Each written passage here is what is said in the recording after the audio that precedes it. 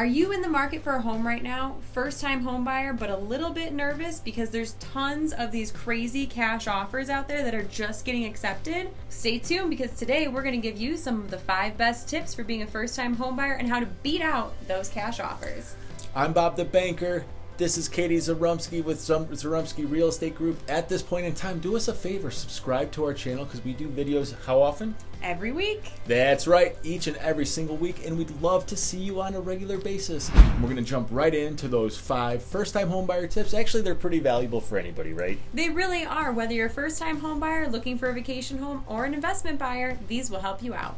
We broke down the home buying process into 3 specific types of modules, really. And the first one and foremost is what? The foundation. You have to get your finances in order. Really what you have to do first and foremost is figure out what your net worth is. Right, Bob? That's right. Normally somebody like me who's a mortgage lender, mortgage broker owner, what have you, mortgage loan officer, what they're going to ask you is some really generic, stupid questions like, hey, what's your income? How much is credit? What debt do you have? And honestly, those are super generic. And for me, ultimately, the goal for all of my first-time homebuyer clients is how can we boost your net worth with your foundational prep work for the field with this home transaction, so in the future, in 5 or 10 years, you hit that $1 million net worth. And if it was a Wednesday, you might not have to do what? You might not have to go to work that day. That's right. So in order to figure out your net worth, if you have a Google phone, if you have an iPhone or Excel, you can literally pull a spreadsheet that's already done for you and just plug in the numbers straight away. What you're going to do, real simple, is you're going to pull all of your statements, all of your balances from your savings accounts, checking, investments, all of that type of thing. You're going to plug those figures in, and you're going to do what with your credit? You're going to pull your free credit report because that's so important. You should know that for just your own general knowledge too. Which leads us into step number 2, is once you have your net worth, whether it's positive or negative, your credit report, you're going to know what your score is. So what's our magic number? Magic number is over 700. Yes.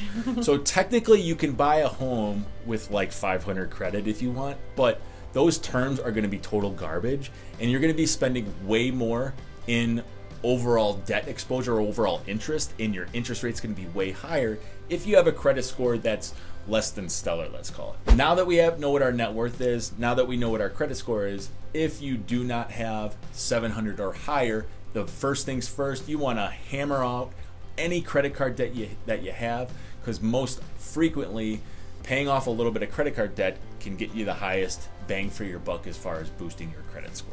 It's true. It will boost it all the way up there, and that makes it easier for both of us to help you. Next up, you have to know what exactly your budget is, right, Bob? That's correct. Imagine that you're under contract on a house and you're just totally freaked out. You can't even buy anything else. You're panicking because you're not sure if you have money for your closing costs, for emergency fund maybe after. Can't sleep, can't eat, whatever that number is, that big colossal number, that's going to be your max, and we're going to want to work back on our budget from there. Correct. We want to bring it down to somewhere where you're comfortable because, let's be honest, there's so much fun stuff to do out here. You want to have the funds to do it. And not only that, if you buy a house for, let's say, $500,000, at some point in time, that money is going to be paid back. If that's too much to handle, then obviously we're going to scale those numbers down for whatever you're comfortable with. Now, how much do most mortgage people tell you can afford? Yeah, so most mortgage lenders will basically, just so you know, we get paid on the amount of money that you borrow, right? So, yeah, that's just how it goes. But what they're going to do is put you through a real generic debt-to-income ratio calculation. Which is the number one reason people actually get denied. Right. So the debt-to-income ratio is a calculation of a few different things. It is going to take your annual salary. So let's say you make $100,000. You divide that number by 12, which gives you your gross monthly income. Then a mortgage lender typically will base their debt-to-income ratio calculations for your approval based around 45% of your gross monthly income. Now keep in mind, that's not what your take-home pay is. That's right.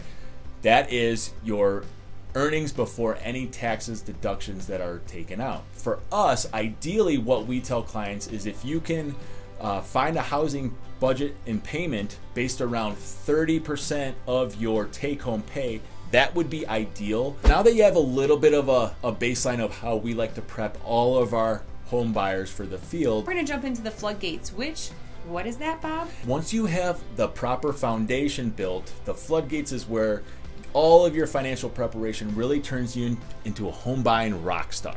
The floodgates is where you actually get out in the field, which is the fun part, the emotional part. So one thing once we get out into the field that we like to make sure our clients are well aware of is the buyer's triangle. But with the buyer's triangle, we like to make sure we're looking at location, your monthly payments, and overall features of the home, because I need your must-have list, not your hopes and dreams list. That's right. So ideally, you would get all three, but the fact of the matter is you probably won't, right? So what do we shoot for? So we shoot for at least 2 out of the 3 in the triangle. Yes.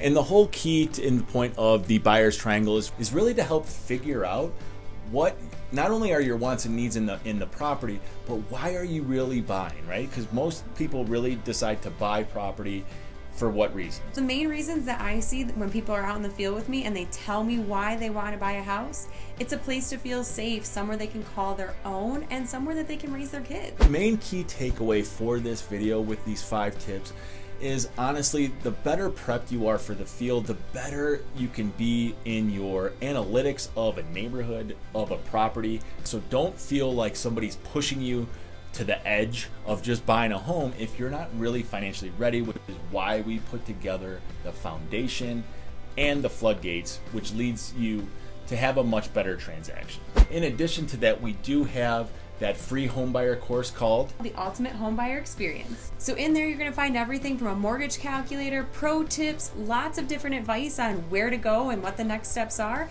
And it comes with our contact information. So anytime you need anything, we're here for you. That's right. So we have a ton of video content, all of that homebuyer toolkit that Katie mentioned. The link is in the description. Scope it out, snoop around the channel a bit, subscribe as we mentioned. And then when you're ready, I think it's the easiest thing to reach out. Yep. Hit one of us up and we'll be sure to get you that dream home. Yep. We'll see you on the next one. Take care.